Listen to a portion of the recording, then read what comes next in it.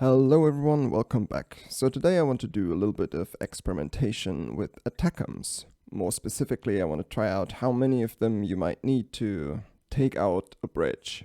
Of course, we don't want to do any bridge, we want one that has at least a little bit of air defense to make it more interesting, so to say.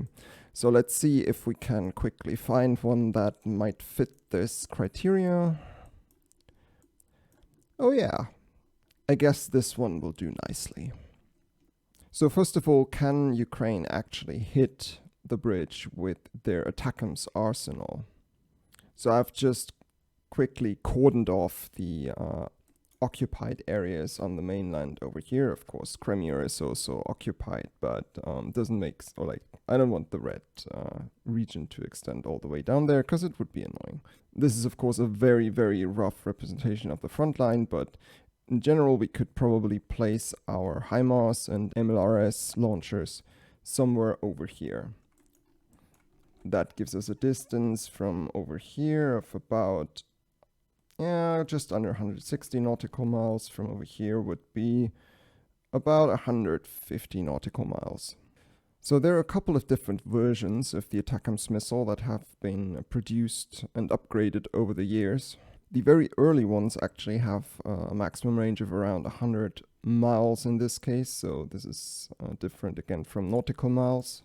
In the game, these are represented, for example, by this one, the 140A Block 1, which would have a maximum range of 90 nautical miles and is also only available with a cluster warhead, which is not ideal for attacking solid objects like bridges. You kind of want the unitary warhead like down here. So it's not entirely clear which ones have actually been provided to Ukraine. If they only got the older ones, then the bridge would actually be out of range. Then again, they have been hitting targets all over Crimea recently, which is barely reachable, at least the upper half of it. So I've seen a couple of sources claiming that initially Ukraine only got the very early version, and then nowadays they have a little bit of everything. But yeah, in this scenario, we'll just assume that Ukraine has access to the long-range versions and unitary warhead versions as over here, with maximum range of indicated here as 170 to 190 miles. In the game, the maximum range is actually 162 nautical miles, which puts it well in range of the bridge that we want to hit. So Ukraine's current HIMARS arsenal probably includes about 36 launchers from the initially provided 39, with 2 damaged and 1 destroyed. At least those are the confirmed destroyed systems. When it comes to the 270, Ukraine has about 16 of them. So again, with all of these limitations, we've just put all the ones that could theoretically be available in these 4 groups over here. In theory, that would actually enable them to launch just over 50 ATACMS at the same time, which is probably a little bit unrealistic. The largest volley that I've heard about for now has been, I think, 10 missiles. And this is also probably where we're gonna start with our little experiment. 10 missiles is like a nice and round number.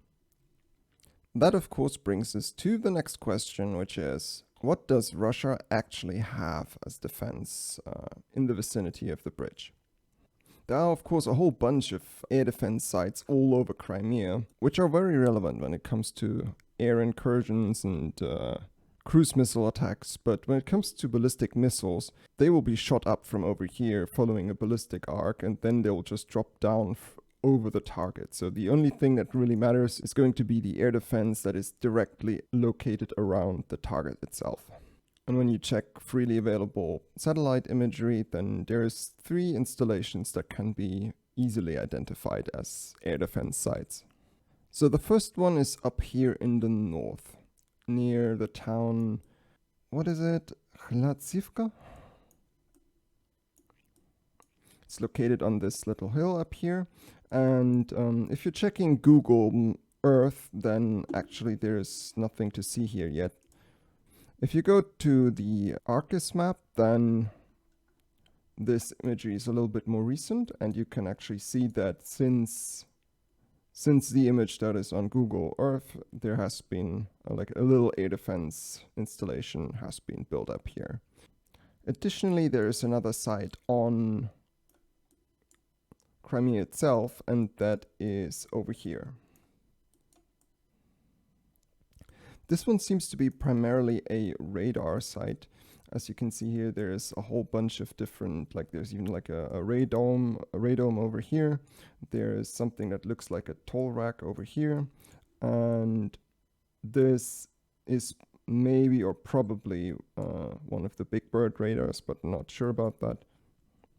If you check this area on Argus, then you will see that there's very likely like a Nebo radar, like a toll rack over here. And apparently also over here, you can see the characteristic shape of it. Then again, this may or may not be a Big Bird. But then something that has changed since the Google Maps imagery is there are actually some tells over here now that could very well, or that are very likely part of an S400 or an S300 system. And when scrolling a little bit to the right, you can see that a whole little complex has sprung up over here. And this very likely is a Big Bird radar. And this is either like support for the other S400 sites, or it's going to be an S400 site at some point on its own, essentially.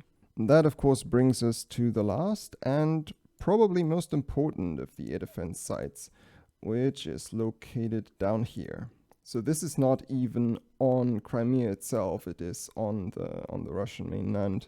It is located at a pretty nice spot, like directly behind the object that it wants to defend. Back when this picture was taken, they actually had quite a sizable number of tells over here, and it all looked like a pretty standard S400 site. However, if you check on Argus, then you will see that this area has since changed a little bit. As you may note, there are like a couple of tells are missing over here, but on the side here, a whole new installation has sprung up. So there has been all this talk about the new S500 system actually being deployed to defend the Crimean Bridge. The S500 is notable because it is supposed to be the new frontline system to defend against ballistic missiles. It is often depicted as using tells that actually only have 2 pods. Other than that, it uses a lot of the same elements like Big Bird radar, cheese board. If you take a very close look at the tells that are in this area, you can see that these are probably just like normal tells with quad rocket pods. Look over here, these are also looking like they have quad pods, but this one, for example, has like a conspicuously slender shadow. So it is totally possible that there is maybe at least one of the new S500 tells. Then again, it's very likely that the whole system can be integrated with other tells and other missiles. So to get a clearer picture about this, I think it makes sense to go very, very briefly over the different missile types that may be operating in one of these air defense sites. The first one and probably most important one is the 48N6 series. This is basically the bread and butter missile of the S300, S400 complexes.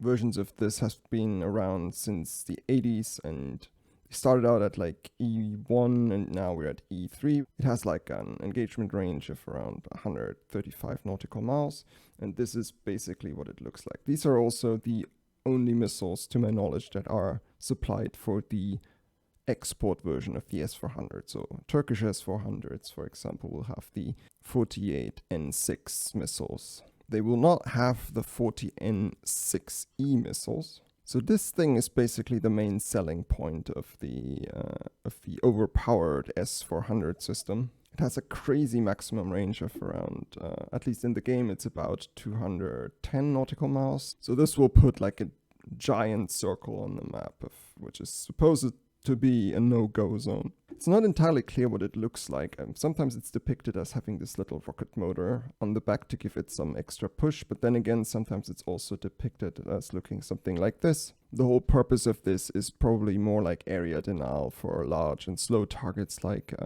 AW aircraft and drones. But nevertheless, it is very likely one of the most capable and most modern interceptors that Russia currently operates. Then, of course, we have the 9M96 series, which is a lot smaller. It's basically designed for or it was initially released as part of the S350 VITA system. As you can see here, the maximum range circle is a lot smaller, but these things are actually pretty potent. If you think of the 46N series, kind of similar to the PAC-2s, then the 9M96 series is kind of a little bit like the PAC-3 for a Patriot system. They are smaller, they have shorter maximum range, but they are very, very high-performing interceptors. And when it comes to defending against ATACMS missiles, this is probably the one that you want to do it with. And then there is the big and elusive one, the 77N6. This is supposed to be the core component of the S-500 system. This is essentially an exoatmospheric interceptor, but not much is known about it. But this thing is supposed to shoot down ballistic missiles. It is a little bit of an open question how much that actually matters, to be honest. The HIMARS flight ceiling is indicated as about 50 kilometers on Wikipedia, which may be true for the very initial ones. The later and longer range ones are probably going to be a little bit higher. In command, if we just quickly shoot one over here, just for demonstration purposes, you will see that it basically levels off at an altitude of around, let's see, now it's falling again. So it was at about 94 kilometers altitude. That is not very high when we're talking about exoatmospheric interception. At the end of the day, exoatmospheric kill vehicles are supposed to operate outside the atmosphere, and so they're not really aerodynamic. They probably look a little bit like this, where you have something that's a little bit akin to a space probe, and it has a whole bunch of thrusters and can maneuver in the vacuum. If you're not high enough up, then this kind of thing will just succumb to drag, essentially. And even if it goes up to about 90 kilometers, which doesn't have a lot of atmospheric pressure anymore, it's still not the kind of altitude where you want to intercept something with a true exoatmospheric kill, or like an exoatmospheric interceptor. This is something you want to deploy at targets that are like hundreds of kilometers in altitude. So I don't know if the 77N is actually the right tool for the job in this case. So are there actually any 77N6s deployed at the Kerch bridge? Well, it is totally possible, but looking at the pictures, there may be like a tail with 2 tubes over here and a tail with 2 tubes over here. The other ones are very likely just 4 tube tails. So that puts it at the maximum of, what, 4 maybe? Which wouldn't really make a big difference in this context. I think for us the most important question is, how many 40N6Es are there and how many 48N6? Because while the 48N6, especially in its newest versions, is supposed to be able to target ballistic missiles, it is again a little bit like a PAC-2 situation where it can attack ballistic missiles, but it's not going to be super good at it. Another problem is the fact that the 48N6 series is still passively guided, so it has semi-active radar homing, which means, especially if there are a lot of targets, you might run out of channels for the engagement radar to guide all the missiles that it wants to launch. The important thing about the 48N6 is that this is probably the one type of missiles that Russia has more or less as many as it wants. So any canister that you want to fill, you can probably fill with a 48N6. The 40N6E is very likely strictly better in every aspect compared to a 48N6, but the problem is that there might not be as many of them. At the end of the day, you cannot really see what's in the tubes, so any of the tubes could potentially hold one and give you this very large circle of area denial. But from all the sources that I have read, it's kind of likely that most of them are just going to be filled with 48Ns and not 40Ns. So if we're looking at which system can use which missiles, The good old S300 in its different versions would use the 48N6. This is basically the missile for this system. 9M96 is mostly designed for the S350, but it can also be integrated in S400. But the assumption is that you would then see like a rectangular canister on the launchers, and this is not something that is observable anywhere around the Kerch bridge.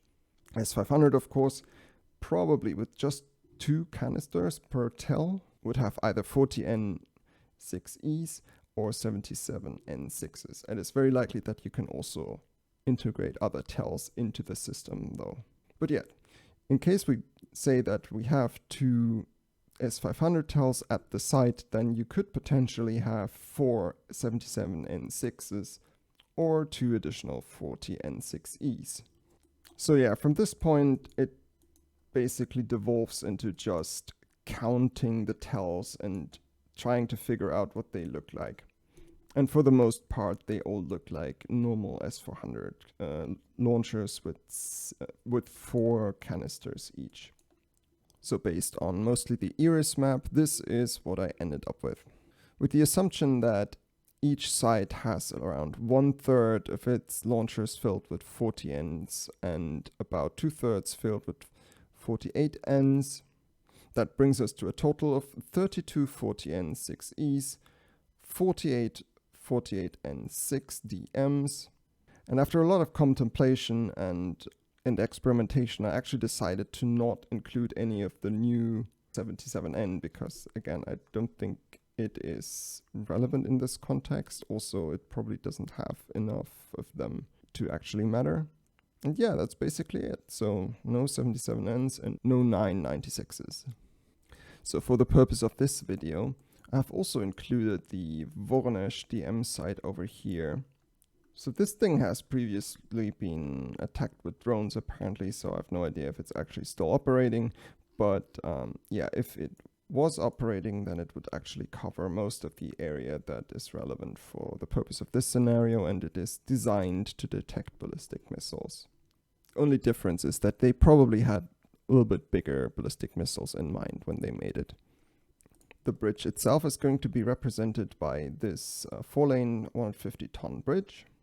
As you can see here, it has like a width of 30 meters and length of 40 meters. So it's not exactly a whole bridge. It's more like a bridge section. So we also have like the section in front and the section behind it, with the middle section being the one that we're going to target.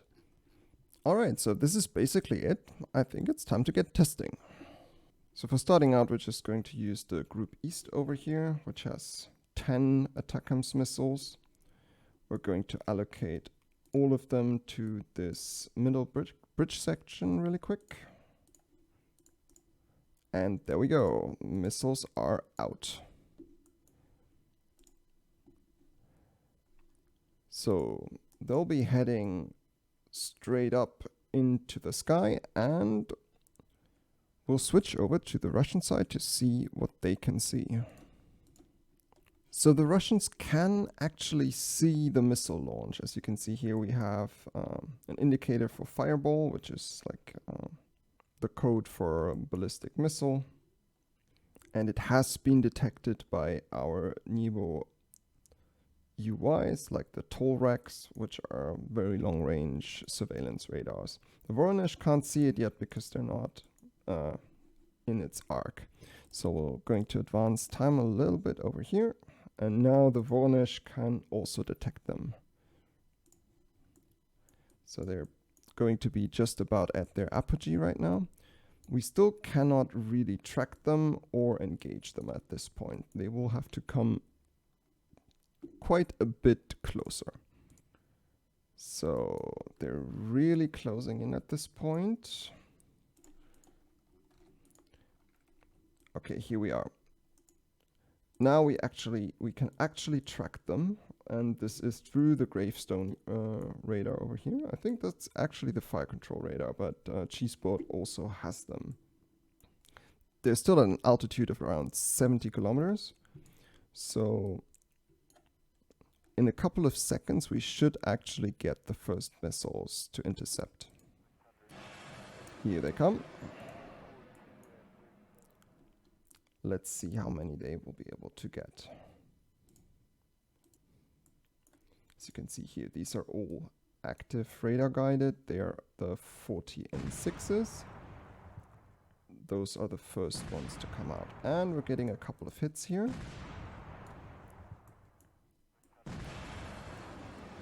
Not every hit will disable the missile, but we're down to a single one at this point.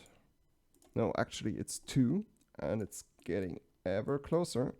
Here come the first 48 ends, and hit, just a single missile left, and yeah, this is going to be it. This one's getting through, smack. But it fell into the sea. So our bridge is actually still safe and sound. This is actually what it looks like, just by the way. We had 9 missiles intercepted in flight, and a single one got hit a couple of times but went all the way, didn't manage to hit in the end. So question is, how consistent is that? So we're going to repeat this a couple of times.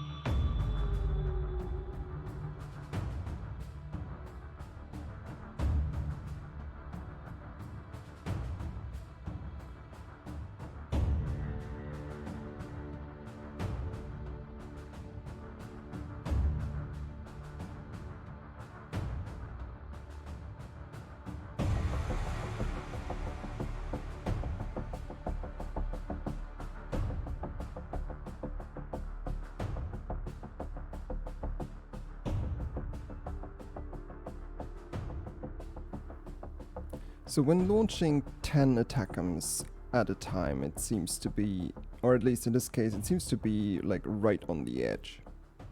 We managed to destroy the bridge 3 times out of 5. That implies that we don't really need much more to actually get the job done. So in this case, we will probably just say 15. So this time we're firing 15 ATACMS. Here they come.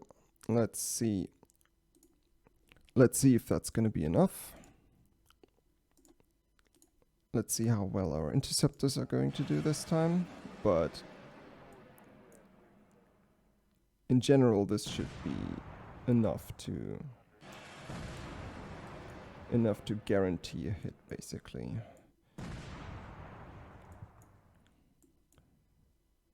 So they're trying to engage both groups, but yeah, it's very likely not going to make a difference. I see 4 missiles still in the game, 5 even, and smack. And another hit over here.